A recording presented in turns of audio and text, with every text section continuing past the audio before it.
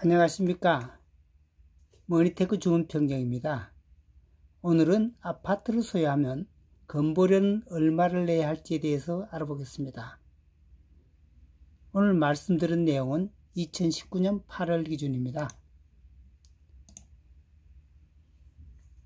그러면 건강보험이 부과되는 대상에 대해서 알아보겠습니다. 건강보험료가 부과되는 대상은 크게 나눠서 직장가입자와 지역가입자가 있습니다. 직장가입자는 원칙적으로 봉급을 기준으로만 건보료가 부과됩니다.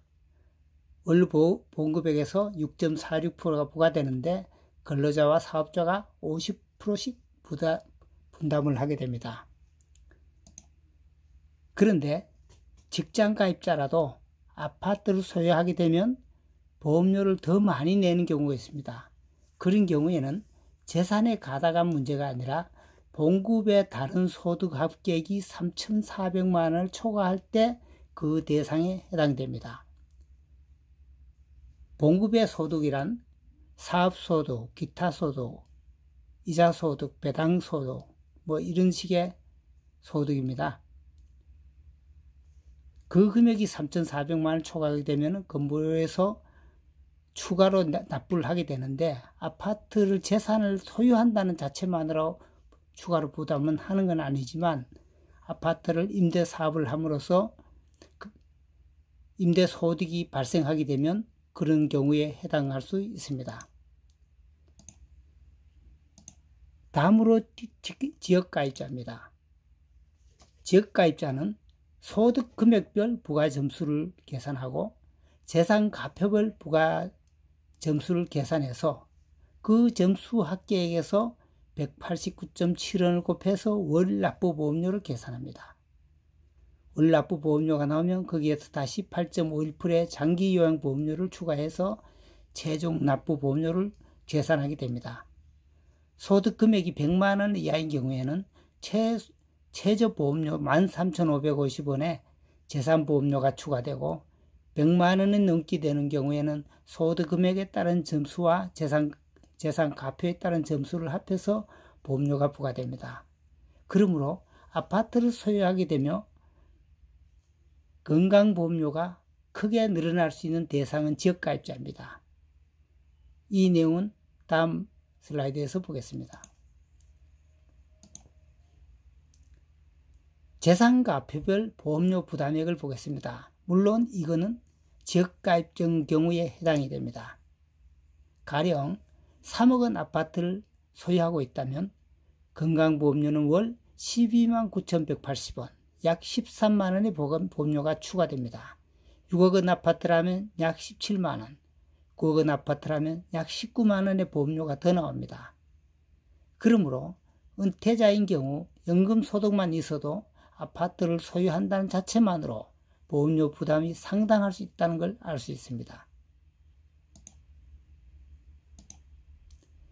다음으로는 피부양자에 대해서 알아보겠습니다. 피부양자란 지역장가입자나 지역가입자에 대해서 가족이나 자녀나 배우자 이런 경우에 보험료 납부를 별도로 하지 않고 건강보험 혜택을 받을 수 있는 대상입니다. 그러나 연간 소득이 3,400만 원을 초과하거나 재산세 가표가 9억 4천만 원을 넘을 때 이럴 때는 피부양자 자격에서 제외됩니다. 그렇게 되면 별도로 보험료를 납부해야 합니다. 재산가표가 5억 4천만 원에서 9억 원 이하인 경우에는 재산가표가 있더라도 1,000만 원 이상 소득이 발생되는 경우에 피부양자 자격에서 제외됩니다. 하지만 재산가표가 9억을 넘게 되면 소득 금액에 관계없이 피부양자 자격에서 제외된다는 사실을 알아둘 필요가 있습니다.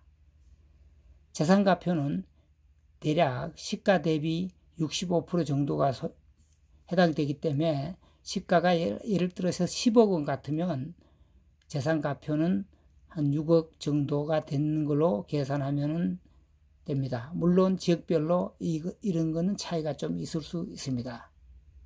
지금까지 아파트를 소유함으로 인해서 건강보험료에 미치는 영향에 대해서 알아봤는데, 결론적으로 정리를 하자면 직장 가입자는 소득이 3,400만 원을 넘기 전에는 해당이 없다는 사실.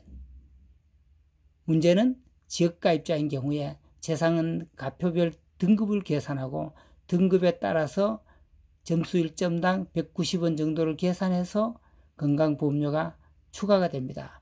그러므로 추가되는 건강보험료는 상당할 수 있다는 것이고, 다시 피부양자인 경우에 피부양자는 3,400만 원 초과하거나 소득이 재산가표가 5억 4천만 원 초과하고 되면 피부양자 자격에서도 제외된다는 사실 염두에 둘 필요가 있고,